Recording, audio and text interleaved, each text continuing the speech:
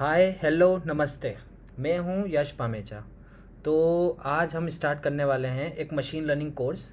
अब ये machine learning course कुछ ऐसा है कि सबसे पहले तो ये है कि मैं आपको बताऊंगा कि यही मशीन लर्निंग कोर्स आपको क्यों करना चाहिए। सबसे पहली चीज़, क्योंकि डाउट यही होता है। 2-3 प्लेलिस्ट अवेलेबल है यूट्यूब पे ऑलरेडी, और हम इस कोर्स को क्यों लेके आए हैं, क्या रीज़न है, और ये चीज़ जानना बहुत ज़रूरी है। उसके अलावा ये पढ़ना बहुत ज़रूरी है कि मशीन लर्निंग क्यों पढ़ना है, मशीन लर्निंग क्यों करना। अगर इसका आंसर आपके पास होगा ना, तो कॉन्फिडेंस अपने आप होगा, है ना। अब हम देखते हैं कि मशीन यही कोर्स क्यों करना है। पहली चीज़ ये है, देखो होता क्या है ना कि जब आप किसी चीज़ को, नई चीज़ को पढ़ना स्टार्ट करते हैं, तो आपको ये माइंड में होता है कि हर चीज़ आपको रिसोर्सेज भी पता नहीं होते कि कहाँ कहाँ से जाके आपको पढ़ना है चीज़ें। और जब आपको एक स्ट्रक्चर्ड वे ना मिले ना किसी भी चीज़ को पढ़ने का, तो फिर आपको वो चीज़ डिफ़िकल्ट लगने लग जाती है। और एक बार मेंटली ये सेट हो गया कि मशीन लर्निंग डिफ़िकल्ट है, तो प्रॉब्लम ये आ जाएगी कि अब आप नए रिसोर्सेज नहीं ढूंढोगे, अब आप तरीके ढूंढोगे मशीन लर्निंग से भागने का। तो ये प्रॉब्लम होती है। तो मेरे साथ ये हुई थी। मैंने क्या किया था कि मैंने एक प्लेलिस्ट फॉलो किया, फिर मैं उसी को फॉलो करता रहा। फिर बाद में जाके मेरे को पता लगा कुछ और चीज़ें थी जो पढ़नी थी पहले, और उनको मैं स्किप करके आगे आ गया। अब ये स्टेप मेरे को डिफ़िकल्ट लग रही है। तो ये नहीं होना चाहिए, एक स्ट्रक्चर्ड वे में कोर्स होना चाहिए। तो इसलिए हमने सोचा कि हम इस कोर्स को इंट्रोड्यूस करते हैं, जिसके अंदर हमने जो गलतियाँ की है और जो मेरे को पता है कि कहाँ मिस्टेक हो सकती है, तो वो चीज़ें मैं आपको बता दूंगा। तो उससे आपका भी हेल्प हो जाएगा, आपकी भी आराम से हेल्प हो जाएगी, उसमें कोई प्रॉब्लम नहीं होगी, और आपको चीज़ें ईजी लगने लग जाएगी। ठीक है। अब मशीन लर्निंग एक कॉम्प्लेक्स चीज़ है, वो पता है कि मैथमेटिक्स और कंप्यूटर साइंस का कॉम्बिनेशन है। हम मैथमेटिक्स को लाते हैं कंप्यूटर साइंस के साथ, और एक इंटेलिजेंस डेवलप करने का ट्राई कर रहे हैं। ये मशीन लर्निंग होती है। अब मशीन लर्निंग में अब आप सामने देख रहे होंगे, एक ह्यूमन है, एक मशीन है। अब ह्यूमन को अपन खुद से रिलेट करते हैं और समझते हैं कि हम कैसे सीखते हैं। ठीक है। एक बेबी बॉय कैसे सीखता है, गिर गिर के वो चलना सीख जाता है। यही नॉर्मल सा अप्रोच होता है किसी भी चीज़ को करने का। मीन्स आप कुछ सीखना चाहते हैं तो यही एक अप्रोच होता है। ठीक है।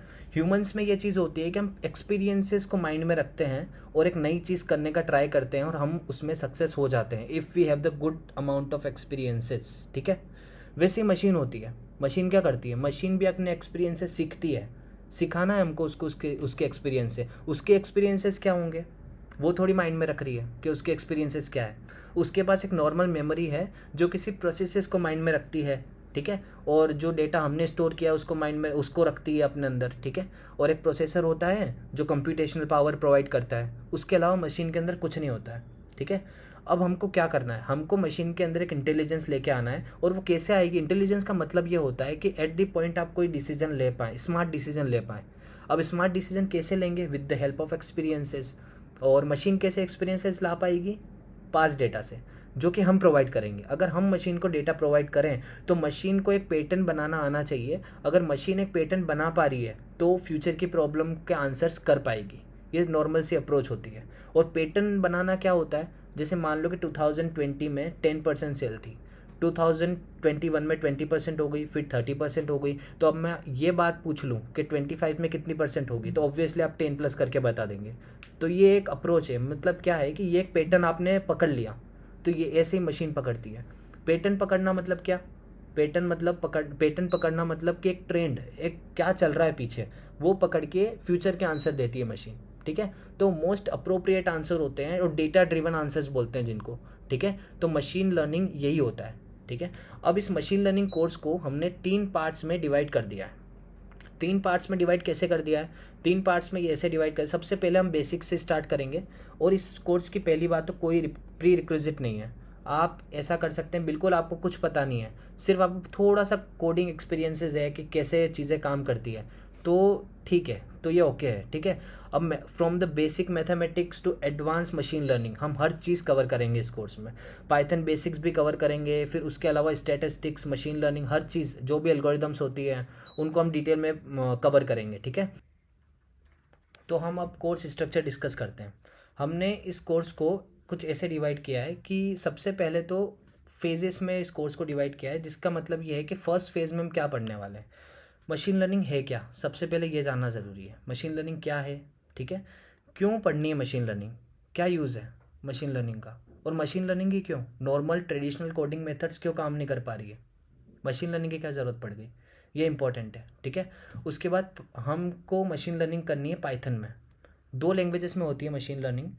आप आर में भी कर सकते हैं। मशीन लर्निंग हर लैंग्वेज में वैसे हो सकती है, लेकिन मेनली आर और पाइथन यूज़ होती है। अब आर और पाइथन क्यों यूज़ होती है? क्योंकि आर जो है वो आर पाइथन ज़्यादा यूज़ होती है वैसे, और आर जो लैंग्वेज है वो रिसर्च ओरिएंटेड है थोड़ी सी। तो अब हम क्योंकि मोस्ट ऑफ द पीपल जो है वो पाइथन से स्टार्ट करते हैं, और पाइथन बहुत ही ईजी टू अंडरस्टैंड लैंग्वेज है, तो ज़्यादा प्रॉब्लम आती नहीं है। तो हम पाइथन के बेसिक्स यहाँ पे कवर कर देंगे, जो भी बेसिक्स है। उप्स का कितना नॉलेज होना ज़रूरी है फॉर द मशीन लर्निंग, ठीक है। और फिर उसके अलावा आपको क्या पता होना चाहिए, लीस्ट, टपल्स, ये सारे डेटा स्ट्रक्चर्स है जो पाइथन में काम आते हैं, पाइथन में इनबिल्ड होते हैं, तो उनके बारे में हम जान लेंगे पहले ही, ठीक है। उसके बाद हम बात करेंगे स्टैटिस्टिक्स की। अब स्टैटिस्टिक्स एक मैथमेटिक्स की ब्रांच है जिसके अंदर हमको पता है कि मैथ सबसे पहले अगर डेटा की जहाँ बात हो रही है ना, तो स्टैटिस्टिक्स सबसे फर्स्ट फील्ड होती है जो मैथमेटिक्स की आती है सामने। स्टैटिस्टिक्स बहुत इंपॉर्टेंट है मशीन लर्निंग में। स्टैटिस्टिक्स इज़ लाइक कि अगर आपको आती है तो आप कॉन्फिडेंट रहोगे, ठीक है। तो इस लेवल की इंपॉर्टेंस रखती है स्टैटिस्टिक्स मशीन लर्निंग में, सॉरी, है ना। तो अब हम बात कर रहे हैं स्टैटिस्टिक्स हम कैसे पढ़ेंगे। स्टैटिस्टिक्स हम कॉपी पेन वाली स्टैटिस्टिक्स नहीं पढ़ेंगे, आपको ज़रूरत लगेगी कॉपी पेन की भी, लेकिन ऑब्वियसली हम विथ कोडिंग करेंगे, ठीक है। कोडिंग में इस स्टैटिस्टिक्स को कैसे इंप्लीमेंट हम करते हैं वो इम्पोर्टेंट है। आपको कंप्यूटर साइंस से कनेक्ट रखना ज़रूरी है विद द मैथमेटिक्स, ठीक है। तभी आप समझ पाएंगे कि चीज़ें कैसे होगी एक्चुअल में, ठीक है। अब हम बात कर रहे हैं कि टाइप्स ऑफ मशीन लर्निंग। अब टाइप्स मशीन लर्निंग के कैसे डिसाइड होंगे? कुछ क्राइटेरियाज होंगे ना। किस क्राइटेरिया पे डिसाइड करोगे? मतलब ये हो गया कि डेटा होता है, किस टाइप का डेटा है उस हिसाब से मशीन लर्निंग डिवाइडेड है, ठीक है। कौन सा मॉडल है, मतलब टोटल बात के मशीन लर्निंग है कौन सी, ऑनलाइन है, ऑफलाइन है, ठीक है। तो ये सारी चीज़ें टाइप्स में आ जाती है। तो हम क्राइटेरियाज विद क्लासिफिकेशंस डिसाइड करेंगे, मतलब डिस्कस करेंगे बाद में, ठीक है। अपकमिंग वीडियोस में सारी चीज़ें आने वाली है, ये फर्स्ट फेज में डिस्कस कर रहा हूँ आपके साथ, ठीक है। अब प्रोसेस ऑफ मशीन लर्निंग क्या होती है? जैसे सॉफ्टवेयर डेवलपमेंट में क्या होता है कि सॉफ्टवेयर डेवलपमेंट लाइफ साइकिल होती है, वैसे ही मशीन लर्निंग में भी ये होता है। मशीन लर्निंग में एक पूरी लाइफ साइकिल होती है जिसके अकॉर्डिंग हम मशीन लर्निंग प्रोजेक्ट को अप्रोच करते हैं, क्योंकि प्रोजेक्ट इतने मतलब होता है ना, इट्स लाइक मैजिक कि हाँ ये कैसे हो गया, तो उसके लिए एक अप्रोच होनी चाहिए। मतलब होता है कि हाँ ठीक है, अब सॉफ्टवेयर भी बनाना है ना कोई आपको, तो सबसे पहले रिक्वायरमेंट एनालिसिस होता है, ऐसे करके पूरी प्रोसेस होती है। तो वैसे मशीन लर्निंग में भी होता है। और मशीन लर्निंग में सबसे पहले हम पढ़ेंगे, अगर प्रोसेस की बात करें, सबसे पहले हमको नॉलेज होना चाहिए 4 लाइब्रेरीज़ का। और भी लाइब्रेरीज हैं जो मशीन लर्निंग में यूज़ आती है, पर बेसिकली हम नमपाई, पांडास, मैटप्लोट्लिब और सीबन पढ़ेंगे। अब ये जो 4 वर्ड है, मतलब जो भी अभी तक मैंने डिस्कस किया है, कुछ टेक्निकल साउंड कर रहा होगा है, लेकिन बात कुछ ऐसी है कि अभी आपको सिर्फ पता होना ज़रूरी है कि पढ़ना क्या है। ये वर्ड सिर्फ माइंड में रख लो, आगे हम इनके ऊपर इतनी डिटेल स्टडी करेंगे ना कि आप कहीं भी ये वर्ड सुनोगे तो यू फील फेमिलियराइज, ठीक है। तो इस तरह के हम स्टडी कर लेंगे इन चीज़ों के ऊपर, ठीक है। तो अभी आपको सिर्फ ध्यान में रखना है कि ये है मशीन लर्निंग की 4 लाइब्रेरीज, जिनके मतलब पाइथन की 4 लाइब्रेरीज जिनके ऊपर हमको स्टडी करना है। उसके अलावा साइपाई भी यूज़ होती है, साइंटिफिक पाइथन जिसको हम बोलते हैं। और साइपाई बेसिकली मतलब स्टेटिस्टिक्स की अगर कोई चीज़ हमको करनी है तो वहाँ बहुत यूज़ आती है। तो हम जब जब हमको ज़रूरत लगेगी ना साइपाई की, हम तब तब उसको यूज़ करेंगे और वहीं हम समझ लेंगे, ठीक है। वहीं हम समझ लेंगे कि कैसे उसको यूज़ करना है, उसका मतलब क्या होता है, वो सारी चीज़ें हम वहीं समझेंगे, ठीक है। उसके बाद एक सबसे पहली चीज़ आती है, सबसे पहली प्रोसेस जो आती है मशीन लर्निंग की प्रोजेक्ट डेवलपमेंट में, वो होती है डेटा कलेक्शन, ठीक है। अब डेटा उठाने की बहुत सारी वेबसाइट से, लाइक केगल हो सकता है, ठीक है। अब केगल पे डेटा मिल जाए ये पॉसिबल है, मतलब ऐसा होता है कि बहुत बार नहीं मिलता है। अगर हम किसी रियल लाइफ प्रॉब्लम पे काम कर रहे हैं तो ये पॉसिबल नहीं है कि हर डेटा केगल के ऊपर अवेलेबल हो। देन क्या करेंगे? प्रोजेक्ट ड्रॉप तो नहीं कर सकते, फिर क्या करेंगे? फिर ऐसा करेंगे कि हम कुछ वेज लेके आएंगे। मतलब क्या? वेब स्क्रैपिंग हो गया। वेब स्क्रैपिंग क्या वे होता है कि एक वेबसाइट को हम पूरी को स्क्रैप करते हैं। उसका मतलब ये हो गया कि उसके अंदर का जो भी डेटा है वो हम निकालते हैं, उसको एक टेबुलर फॉर्मेट में कन्वर्ट करते हैं। फिर उसके बाद उसका फॉर्मेट को हम ट्रांसफॉर्म करते हैं, उसके बाद उस फॉर्मेट में हम उसको कन्वर्ट कर लेते हैं जिसके ऊपर मशीन लर्निंग काम करती है, ठीक है। तो ये डेटा कलेक्शन है। अभी ये टेक्निकल साउंड कर रहा है लेकिन क्योंकि आपको भी पता नहीं है कि आगे की प्रोसेसेस क्या है। जब हम चीज़ों को स्टार्ट करेंगे ना, जब हम चीज़ों को स्टार्ट करेंगे पढ़ना, उसके बाद आपको ऑटोमेटिकली पता होगा कि आगे क्या होने वाला है। ये चीज़ की गारंटी मैं आपको दे रहा हूँ। तो ये चीज़ होगा, ठीक है। उसके अलावा अगर हम बात करें प्री प्रोसेसिंग की, अब आपको जो डेटा मिला है ना, वो कभी भी प्योर डेटा नहीं होगा, वो कभी भी आइडियल डेटा नहीं होगा। उसके लिए हमको क्या करना पड़ेगा? पूरा प्री प्रोसेस करना पड़ेगा डेटा को। मतलब उसके अंदर से इम्प्यूरिटीज़ निकालनी। इम्प्यूरिटीज़ का क्या मतलब हो गया? नन वैल्यूज़ जो होती है ना, जहाँ पे मिसिंग वैल्यूज़ जिनको हम बोलते हैं, तो उनको हमको निकालना है। मतलब क्या करना है कि उनके ऊपर हमको कोई ऐसी वैल्यू रखनी है जिससे हमारा मॉडल अच्छे रिजल्ट दे, मतलब कोई प्रॉब्लम ना आए, ठीक है। तो वो मिसिंग वैल्यू इम्पिटेशन हम उसको बोलते हैं। उसके अलावा क्या प्रोसेसेस हो सकती है, उसके अलावा हम फीचर इंजीनियरिंग करते हैं, जिसके अंदर फर्दर 4 प्रोसेसेस होती है, उसको हम डिस्कस करेंगे इन डिटेल। तो आपकी ये वाली स्टेप बहुत इंपॉर्टेंट होती है। ये स्टेप इतनी इंपॉर्टेंट होती है ना कि अगर आप इस स्टेप को ढंग से कर लें, डेटा प्री प्रोसेसिंग वाली स्टेप को, तो आपका मॉडल अगर थोड़ा वीक भी होगा ना, तो मशीन लर्निंग आपके मॉडल, अगर अगर आपका मॉडल बहुत वीक है तो भी आपकी मशीन लर्निंग मॉडल का रिजल्ट बहुत अच्छा आएगा, ये श्योर है। अगर आप इस स्टेप पे काम कर लेंगे तो आधा काम खत्म हो गया यहीं, ठीक है। ये इतनी इंपॉर्टेंट स्टेप है, ये इतनी इंपॉर्टेंट स्टेप है, और इसके ऊपर अपन बहुत टाइम इन्वेस्ट करेंगे, डोंट वरी। इसके ऊपर इतना टाइम इन्वेस्ट करेंगे कि आप कॉन्फिडेंट हो जाएंगे, आपको सब कुछ पता होगा आपके डेटा के बारे में, ठीक है। उसके बाद हम बात करेंगे ईडीए की। अब ईडीए जो होता है वो डेटा एनालिटिक्स का पार्ट है। ईडीए का मतलब क्या होता है कि हमको इंसाइट्स लेके आनी है डेटा की। इंसाइट्स का मतलब क्या हो गया, अब आपके जैसे मान लो कि आप प्लेयर्स के कुछ आपके पास रन्स है, ठीक है। किसी ने 1000 बनाए थ्रू आउट सम मैचेस, ठीक है, और किसी ने कुछ रन बनाए, तो हमने क्या किया कि इनको कैटेगराइज कर दिया, लो लो नंबर ऑफ रन्स, ठीक है, इंटरमीडिएट नंबर ऑफ रन्स और एडवांस नंबर ऑफ रन्स, ठीक है। तो ये 3 कैटेगरी बन गई ना। अब ये 3 कैटेगरी को अगर हमको देखना है तो 3 कैटेगरी कुछ इस हिसाब से होगी, ये कैटेगराइजेशन है, ठीक है। अब ये कैटेगराइजेशन जो हुआ है ना, ये कैटेगराइजेशन जो हुआ है उसको हमने कैसे रिप्रेजेंट कर दिया, बार ग्राफ के थ्रू रिप्रेजेंट कर दिया यहाँ पे। अब ये बार ग्राफ क्या है, अब बार ग्राफ, अब देखो अगर हम डेटा पढ़ने जाएंगे तो इट्स टीडियस प्रोसेस, कि हमको इतना सारा डेटा पढ़ना, मतलब बोरिंग चीज़ है वो। अगर विजुअलाइजेशन सामने दिखेगा ना तो माइंड एक अच्छे से काम करेगा, मतलब डेटा समझने में वो ज़्यादा इन्वेस्ट होगा, ठीक है। तो इसीलिए हम यहाँ पे डेटा समझेंगे, मतलब डेटा का मतलब क्या है, डोमेन नॉलेज अगर नहीं है तो डेटा कैसे क्या डिस्ट्रीब्यूटेड है, ये सारी चीज़ें पता होनी चाहिए ना। अगर आप बात करें सेल्स डेटा की, ये अब मैं बार बार सेल्स का एग्जांपल दे रहा हूँ, आईपीएल का एग्जांपल लेते हैं। अगर आप आईपीएल की बात करें, धोनी लगातार अच्छा खेल रहा है, हम क्या प्रिडिक्ट करेंगे, धोनी नेक्स्ट मैच में भी अच्छा खेलेगा, ऑब्वियसली ये प्रिडिक्शन आता है माइंड में। वो अनसर्टेन थिंग हो सकती है कुछ, लेकिन विद द ट्रेंड तो हम यही सोच पा रहे हैं ना अभी।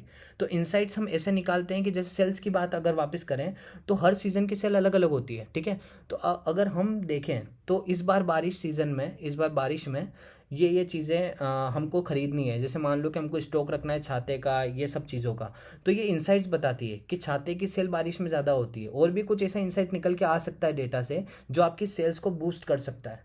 तो इसलिए ईडीए की स्टेप इंपॉर्टेंट है।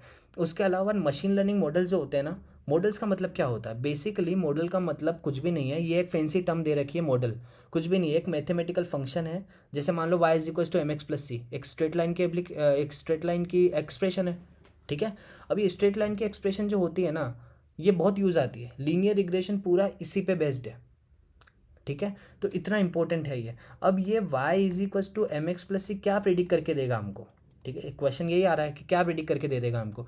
अगर आपको ये पता चल जाए कि m और c की वैल्यू क्या है, और अगर आप x के ऊपर, अगर आप x की जगह अपना इनपुट डेटा पुट कर पाएँ, तो आप एक प्रिडिक्शन निकाल लेंगे y से। यही होता है प्रिडिक्शन, ठीक है, यही है। अब ये जो पूरी इक्वेशन थी ना, ये y is equal to M X plus C, ये हमारा मॉडल है, ठीक है। यही मैथमेटिकल एक्सप्रेशन मॉडल है, कुछ नहीं है, मॉडल इसी को बोलते हैं, है ना। तो अब मॉडल कैसे सिलेक्ट करना है, यहाँ तो हमको पता है कि भाई हमने स्ट्रेट लाइन की इक्वेशन ली, उसको मॉडल बोल दिया। ऐसा भी कुछ इक्वेशन होता होगा, पैराबोलिक भी कोई इक्वेशन होती होगी, कुछ भी मॉडल हो सकता है, ये भी हो सकता है, कुछ भी हो सकता है। तो मॉडल कैसे डिसाइड करना है, हमारा डेटा किस मॉडल पे अच्छा फिट करेगा, वो ईडीए की स्टेप आपको समझा देगा। ईडीए के अंदर आपको समझ में आ जाएगा चीज़ें, कौन सा कॉलम किससे रिलेटेड है वो भी समझ में आ जाएगा। ऐसा भी होता है कि आपको फीचर सिलेक्शन करना पड़ता है, उसमें भी ईडीए बहुत हेल्प करता है। फीचर सिलेक्शन का क्या मतलब हो गया, अगर आप बात करें कि मेरा प्लेसमेंट होगा या नहीं होगा, ये आपको डिसाइड करना है, तो मेरे कुछ पैरामीटर्स हैं जो बहुत बड़ा रोल प्ले करेंगे। अगर मैं बात करूँ कि मैं 1 घंटा खेलता हूँ, तो वो चीज़ क्या डिसाइड कर रही है, मैं 1 घंटा क्या, मैं 2 घंटे भी खेल के अच्छा प्लेसमेंट ले सकता हूँ ना। तो कुछ पैरामीटर्स ऐसे होंगे कि जिनका कोई मतलब नहीं है। 10 पैरामीटर है, 10 में से 7 अगर यूजलेस है ना, तो मॉडल ख़राब बनेगा। यूजलेस चीज़ों को नहीं रख सकते, आपको सिर्फ ऑन द पॉइंट बात करनी है। तो आपको पता होना चाहिए कि कौन से फीचर्स जो हैं वो रिलेशनशिप, जिनका रिलेशनशिप है आउटपुट वेरिएबल के साथ, कौन आउटपुट प्रिडिक्ट करने में हमारी हेल्प कर रहा है, वो चीज़ हमको निकल के आएगी ईडीए से, ठीक है। ईडीए उसमें हेल्प करेगा। उसके बाद मॉडल सिलेक्शन की बात करते हैं, मॉडल ऑटोमेटिकली हम सिलेक्ट कर लेंगे अगर हमारा ईडीए अच्छा हुआ तो, ठीक है। मॉडल सिलेक्ट करने के बाद हम मॉडलिंग करते हैं, मॉडल को फिट करते हैं। फिट मतलब क्या कि हम मॉडल की ट्रेनिंग करते हैं, ठीक है। अब ये ट्रेनिंग जो कर रहे हैं ना, इसके अंदर हम हाइपर पैरामीटर ट्यूनिंग नाम का एक चीज़ होता है। साउंड्स लाइक कि बहुत टेक्निकल हो रहा है, लेकिन बात इतनी सी है कि अगर टेक्निकल हो रहा है ना तो कोई प्रॉब्लम नहीं है। आप इस चीज़ को माइंड में मत रखो कि हाइपर पैरामीटर ट्यूनिंग क्या होता होगा। ये इतना बड़ा वर्ड जो लिखा है हाइपर पैरामीटर ट्यूनिंग, मॉडलिंग, ये सब क्या होता है, ये सब आप इतना डिटेल में समझ जाओगे ना कि मॉडलिंग वॉडलिंग और ये सारी चीज़ें ना आप आपके मुंह पे रहेगा, मतलब आप कभी भी फिर नॉर्मल वर्ड्स का इस्तेमाल नहीं करोगे।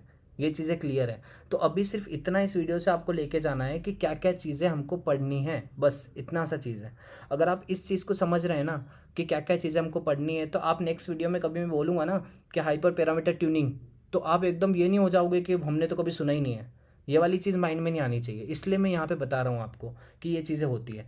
उसके बाद अगर अब हमने मॉडल तो फिट कर दिया, हमने मॉडल को ट्रेन कर दिया, हमने एक फंक्शन खोज लिया, जिसका मतलब क्या हुआ, जैसे मान लो कि ये मेरा डेटा है, ठीक है, यहाँ एक्स है और यहाँ वाई है, ठीक है। अब मैंने ये मॉडल ढूंढ लिया, ये तो क्लियर है, ये मॉडल मैंने ढूंढा।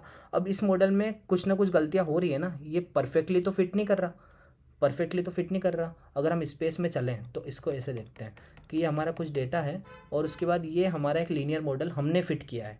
तो ये इस पॉइंट पे कितनी गलती कर रहा है, इस पॉइंट पे ये इतनी गलती कर रहा है, फिर ये इस पॉइंट पे इतनी गलती कर रहा है, गलती हो रही है, ठीक है। तो अब ये गलती जो हो रही है ना, ये हम कैसे इवेलुएट करेंगे कि गलती हो रही है, कोई भी मिस्टेक हो रही है तो कैसे पता चलेगा। तो इसके लिए मशीन लर्निंग में एक तरीका है, उस तरीके को बोलते हैं मैट्रिक्स एंड मेजर्स। हम मैट्रिक्स पता करेंगे। मैट्रिक्स मतलब क्या हो गया, हम एरर्स का एक फंक्शन होता है, एरर्स के फॉर्मूलेज होते हैं, वो मैट्रिक्स होते हैं। कुछ भी डिफिकल्ट नहीं है, मैट्रिक्स एक टेक्निकल नाम है, कुछ भी डिफिकल्ट नहीं है, आपको एरर निकालने का एक तरीका बता देंगे, बस इतना सा है इस स्टेप में। आप एरर्स निकालेंगे, अगर एरर्स ज़्यादा आते हैं, आप इस मॉडल को डिप्लॉय नहीं कर सकते, अगर रिस्की हो रहा है, तो आप क्या करेंगे, आप फिर से ईडीए वाली स्टेप पे जाके मॉडल सिलेक्शन करेंगे और फिर से मॉडलिंग करेंगे। ये एक स्टेप होती है, ये एक आइटरेटिव स्टेप है यहाँ पे। उसके बाद हम, अगर हमारा इंप्रूवमेंट्स कुछ बाकी रह जाता है, हम इंप्रूवमेंट्स करेंगे और हम इस मॉडल को कंटिन्यूसली मेंटेन करते रहेंगे और फिर उसके बाद हमारा ये प्रोजेक्ट कंप्लीट हो जाएगा।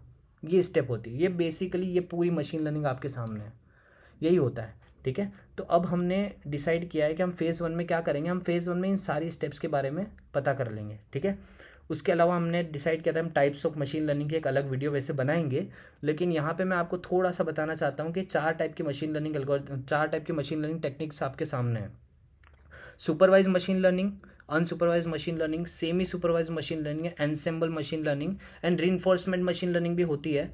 पर ये कुछ ऐसा पार्ट है कि जो इतना अभी पढ़ा नहीं जाता, मतलब ऐसा होता है कि पढ़ते हैं पर बेसिक जो चीज़ें हैं वो चार चीज़ें हैं। पहले हम इन चीज़ों को डिस्कस करेंगे, उसके बाद हम डिसाइड करेंगे कि रीइंफोर्समेंट लर्निंग के साथ कैसे डील करना है, ठीक है। अब हम बात करते हैं, सबसे पहला फेज़ जो होगा ना वो हमने क्लियर कर लिया, हम बेसिक्स यहाँ तक क्लियर कर लेंगे। उसके बाद हम फेज़ 2 की स्टार्टिंग करेंगे। फेज़ 2 के अंदर हम सुपरवाइज मशीन लर्निंग पढ़ेंगे, ठीक है। अब सुपरवाइज मशीन लर्निंग कैसे करना है, इसके अंदर बहुत सारे एल्गोरिदम्स होती है, हम उन सारी एल्गोरिदम्स को डिस्कस करेंगे विथ मैथमेटिक्स। पहले मैं आपको मैथ्स समझाऊंगा, मैथ्स क्लियर हो जाएगा, अगर आपको इंट्यूशन आ जाएगा कि आप खुद मशीन लर्निंग एल्गोरिदम बना सकते हैं, अगर ये वाला कॉन्फिडेंस आपके अंदर आ रहा है, तो अब हम पूरी मशीन लर्निंग एल्गोरिदम स्क्रैच से कोड करेंगे। हम लोग ऐसे डायरेक्टली एसक्यूएल यूज़ नहीं करेंगे। एसक्यूएल लाइब्रेरी होती है वैसे पाइथन में, जो कि मशीन लर्निंग एल्गोरिदम्स उस सारी मशीन लर्निंग एल्गोरिदम्स उसके अंदर होती है, अगर सुपरवाइज की बात करें तो। फिर टेंसर फ्लो वगैरह, पाइटोच वगैरह भी होती है, लेकिन हम अभी सुपरवाइज की बात कर रहे हैं तो एसक्यूएल की बात करते हैं। एसक्यूएल का हम डायरेक्टली यूज़ नहीं करेंगे, हम लोग स्क्रैच से इन एल्गोरिदम्स को पूरा इंप्लीमेंट करेंगे, रिजल्ट्स देखेंगे, क्या हम जो सोच रहे हैं, हम समझ रहे हैं, क्या वो एसक्यूएल से मैच कर रहा है। मतलब ये है कि क्या हम जो सोच रहे हैं, हमने जो मैथमेटिक्स बनाई है, हमने जो सॉल्व किए प्रॉब्लम को, क्या वैसे ही हमारा एसक्यूएल में भी इम्प्लीमेंटेड है, क्या वैसे साइंटिस्ट ने भी सोचा है, तो वो चीज़ें हम देखेंगे। उसके बाद फेज़ 3 जो स्टार्ट होगा वो अनसुपरवाइज लर्निंग से स्टार्ट होगा। अनसुपरवाइज लर्निंग में 2-3 टेक्निक्स हमको पढ़ना है, बहुत अच्छी टेक्निक्स है, तो वो हम डिस्कस कर लेंगे, ठीक है। उसके बाद हम एनसेम्बल मशीन लर्निंग की बात करेंगे। एनसेम्बल मशीन लर्निंग बेसिकली इन दोनों से मिलके बनता है।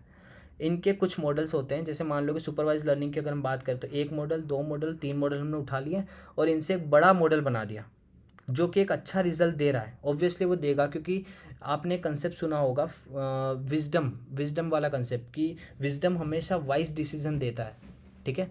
तो आपने इससे पूछा, इससे पूछा और फिर इससे पूछा, तीनों से पूछ के जो आपके पास रिजल्ट आया उसको एनालाइज करके आपने पता किया कि वन वन जो है वो आंसर ज़्यादा लोगों का है, तो यहाँ पे वन हमारा आंसर होगा। अल्टीमेटली हम हाइब्रिड कर रहे हैं इस चीज़ को, हम मल्टीपल मशीन लर्निंग मॉडल्स मिला के एक नया मॉडल बनाएंगे जिसको हम इस टेक्निक को हम बोलेंगे एनसेम्बल मशीन लर्निंग टेक्निक्स। ठीक है, तो अभी हम यहीं तक डिस्कस करते हैं। हम फेज़ 1 स्टार्ट करेंगे नेक्स्ट वीडियो से। हम स्टैटिस्टिक्स से लेके हर चीज़ पढ़ेंगे, ठीक है, इन डिटेल पढ़ेंगे, कोई प्रॉब्लम नहीं होगी। ठीक है, अब आपको क्या करना है, आपको हर चीज़ को ऐसे देखना है कि अगर आप कहीं स्टक होते हैं तो आप मेरे को कमेंट करके बताएंगे, मैं ध्यान दूंगा कमेंट्स पे। जो भी आपकी प्रॉब्लम होगी हम नेक्स्ट वीडियो में उसको रिजॉल्व करेंगे। ठीक है, हाँ, दूसरी चीज़ क्या करनी है हमको, दूसरी चीज़ में हमको क्या करना है कि आप अगर कहें तो अगर आप कमेंट करते हैं तो हम लाइव सेशन लेंगे जहाँ पे हम क्वेश्चन आंसर रखेंगे। आप मुझसे डायरेक्टली डाउट्स भी पूछ सकते हैं वहाँ पे। तो अगर कोई भी डाउट आ रहा है थ्रू आउट द क्लासेस तो हम वहीं क्लियर कर लेंगे। मतलब नेक्स्ट वीडियो के आने से पहले आपको प्रीवियस वीडियो की पूरी जानकारी होनी चाहिए।